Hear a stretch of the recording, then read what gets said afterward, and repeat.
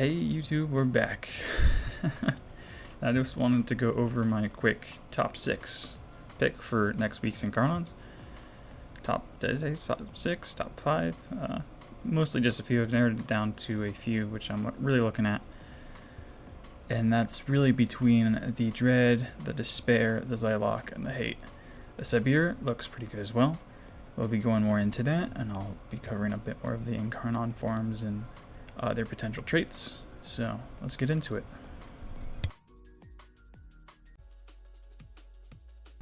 Alright, so this is the Sabir. This will be one of the options. It is a hammer. It is primarily cold weighted.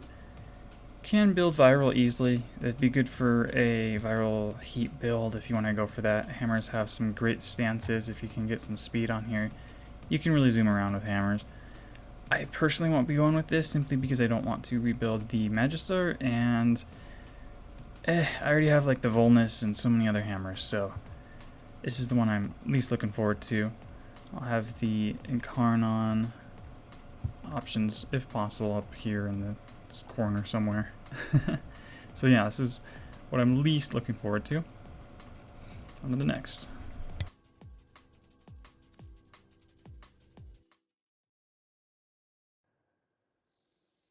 Alright, and for the next pick, I would have to go with the Hate. It is a solid scythe. They have great innate slash, both force proc on the heavy attacks and innate slash overall. I think it's like a 70% weighting, somewhere around there, so that's plenty. Maybe a 50%, somewhere around that. It's just a great scythe, great combo. Bit slower attack speed, however, it is perfectly viable, and it will be able to you'll be able to see the Incarnon perks straight away. So you really can't go wrong with that. If none of the pistols or the bows or whatever else is looking good to you this week, then I recommend going with Hate. I'm probably going to try to avoid it since I already picked a couple melees, but really can't go wrong with this one. Slash melees tend to be best melees. Anyhow, let's get to the next one. Alright, next up we have the Despair. It is not my first pick since it has innate puncture damage on both its Incarnon form and its normal form. Nothing that heat or something like secondary encumber something can't fix. That being said, it has great skins. It's going to have some great weapons, and people are saying it's going to become a seeking, splitting, homing projectile. Now that is just rumors. There's no full proof of that. However, if that is the case, then these things could be really good. If you do decide to skip them, though, there are kunai on, I think, week 1 of the rotations. So, yeah. And for our next contestant, please come down onto the stage, the Zylock. There's a lot to say about this gun. I haven't really built it or played with it much myself. I have tried it out. It's decent. I don't think this is going to work. I don't think the headshots on Xmas is going to work with its Incarnon, judging by the past experiences with DE. If it does, though, this weapon could be huge. It's going to have an AoE, a heat AoE apparently, around I think 6 meters or something like that. So it's already rivaling the spot for the Spore Lacer. I doubt it's going to have as much innate multi-shot. However, it does have around 600 heat damage per shot. That being said,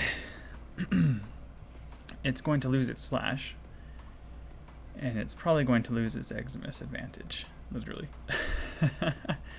But we'll just have to see. And who knows, maybe the explosions could have some sort of extra effect that makes this even more potent. So I would definitely be keeping an eye on this one. I wouldn't sleep on it.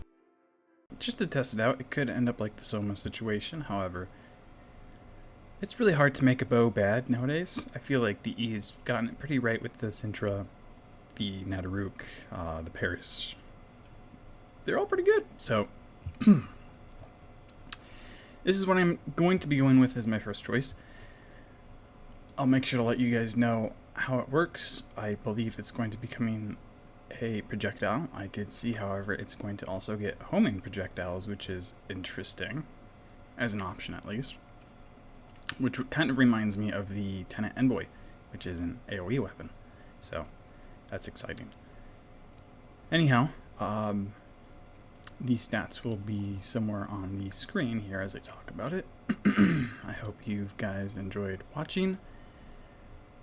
If you have any knowledge or any secrets that you might think be making these sort of Incarnons cracked or the most powerful, then feel free to leave them below. And yeah, these are my picks. I'm probably going to go with the Dread and either the Zylock or the Despair. Maybe the Hate. We'll see. Depends if it has a good Incarnon form. Thankfully, we can see the melees up beforehand, so unlike the primaries and secondaries. Yeah, see you around. Peace.